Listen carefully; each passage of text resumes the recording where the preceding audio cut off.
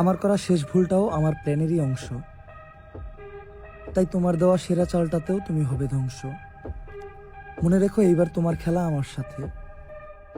তাই তুমি যদি বুদ্ধিমান হও, আমিও কিন্তু মাস্টার মাইন্ড।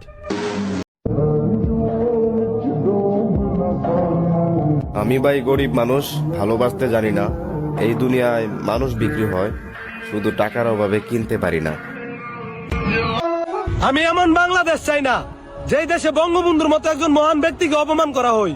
কথাটা ছিলেন বীর মুক্তিযুদ্ধে অ্যাডভোকেট ফজলুর রহমান সাহেবের।